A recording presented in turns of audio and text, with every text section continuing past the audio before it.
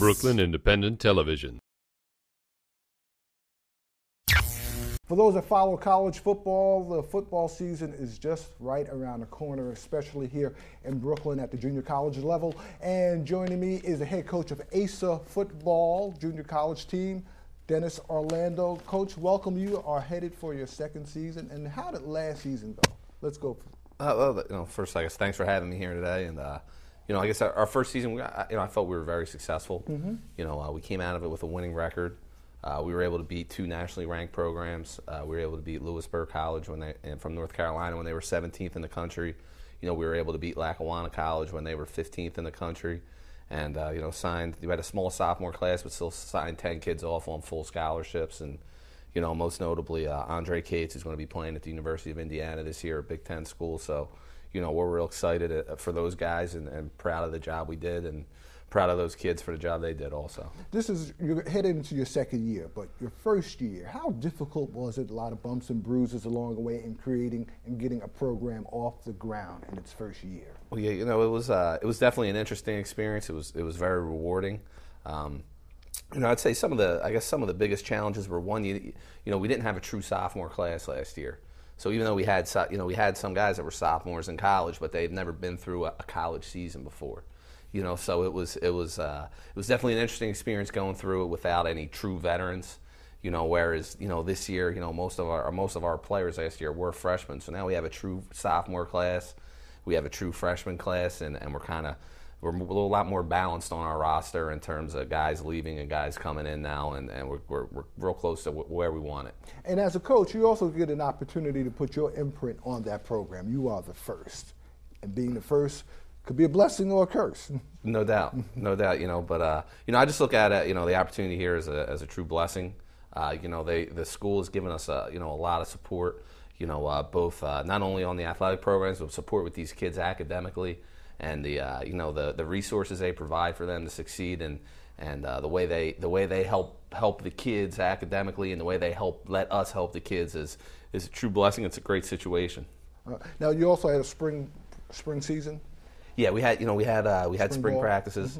Mm-hmm. Things went really well. It's funny. We after the spring practice, we were actually a better football team in the spring than we were in the fall, because of the fact that we were so young this fall. And right now we feel we're better today than we were in the spring. So we're very excited to get this season going.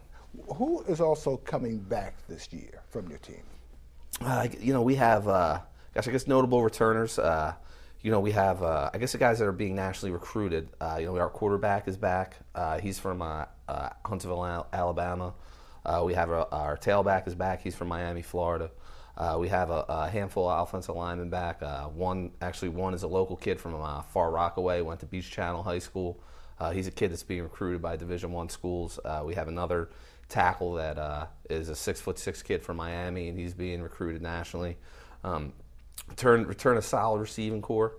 On the defensive side of the ball, we have a nose guard, Gilbert Pena, who he's a national recruit. He's even being recruited by the University of Oregon. So they're coming from all over to look at him and evaluate him. And Chris Watson, who's a local Brooklyn kid, went to Erasmus High School at one of the defensive ends. Return all three of our starting linebackers, but they're out of area kids, a Georgia kid, a North Carolina kid, and a kid from New Jersey. So they're out of area, but they're back, and we return a couple guys in the secondary who are being recruited, and we're real excited about that group, and they're providing great leadership for the new and younger kids. The other thing you just noticed, I noticed you ran off a lot of names that are not from this area. Yes, which proves that your school is also an opportunity not for kids locally, but also on a national. Our roster, we obviously always start in New York City and start here, and then we branch out and we work from New York City, and then 95% of the time we work south.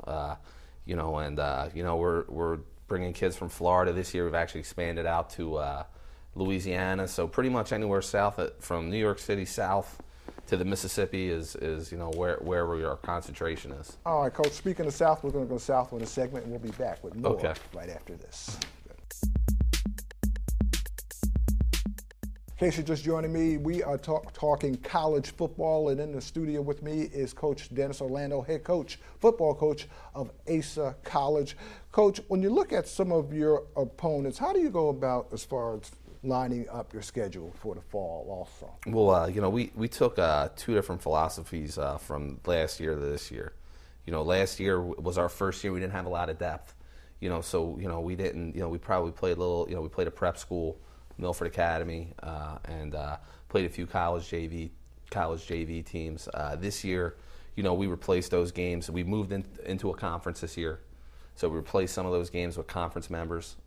And we also, we went out our first game of the year. We tried to schedule the biggest game we could to bring it here to Brooklyn. And our first game we're playing Grand Rapids Community College that finished the regular season last year ranked third nationally.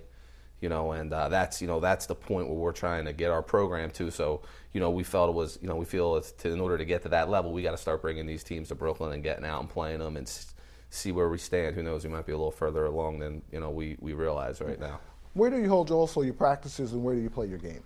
Our practices and games are at Old Boys High School on Troy and Rutland Road. And it's a newer facility. It's a nice facility. It's not connected to a high school, so it allows us to keep our equipment there and kind of make it our home and call it home. And the kids are real comfortable there. And last year we didn't have an opportunity to play home games because your first year everybody wants you to come to them. So this year the schedule balanced out, and we're going to have some home games in Brooklyn this year. And I know the kids on the team are real excited to get another colored jersey, I guess, down to that field and bang on them a little bit. Going into your second season, do you feel that you are building a program right now here at Asa? Well, yeah, no doubt. I mean, like I was saying earlier, it was last year we didn't have any true sophomores or guys that have been in the program for a year, whereas this year, you can see the freshmen coming in, and you can see the difference between them and the sophomores. You can see the sophomores taking leadership roles and showing them how we do things here. And it's to me the program runs through the players. And the way the players act and the way the players carry themselves and the things they do, that's the program. We feel like we've established that with our freshman class from last year, and we feel like we have a freshman class that's actually more talented than the class we had last year, following that path. And we're very excited to keep this thing rolling. Who knows where it can go? As far as speaking of your freshman class, who are some of the players that we're familiar with here in Brooklyn, also throughout New York City, that are going to attend ASA? I would say the two most notable players that we signed out of Brooklyn. One was Khalif Staten from Lincoln High School. He was a big time Division I recruit coming out of high school, signed with Iowa. Things didn't work out, and he's back home, and he's going to college at ASA, and doing a great job with his academics, straightening that whole situation up, and working hard. And I look for him to have a big year. Also, I'd say the second one would be Asante Maizan. He's a kid, I guess his nickname is Silverback. Some people know him as Silverback. And, he was the defensive MVP of the Brooklyn All-Star game this year. He was a lineman. And, we definitely think he's got some ability. And we're looking forward to him contributing to also. Your college also is set up. It gives those players that didn't get that look a second chance to maybe hook onto maybe a Division I or Division II school, or even Division III. Yeah, no, definitely, and it's it's a situation. Everybody's there's a couple I guess types of situations that come to us. One would be maybe a kid that just didn't get it done academically in high school, and he was a kid that had the ability to play at the next level, but he just needs to take a couple years to concentrate on his books and keep playing football. We also have a type of kid that maybe going into high school didn't realize what the I guess qualifications, for lack of a better word, of the clearinghouse was and what he needed to have, and probably didn't even realize he wanted to go to college or what he needed to go to college until his end of his sophomore year, junior year, and by then it was it was too late. And then there's another type of kid that actually signed with a Division I school and didn't make the score and needs a junior college. And we take those kids also.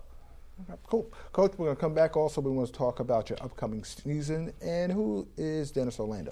Right after the site. Become a fan on Facebook, like Brooklyn Independent Television.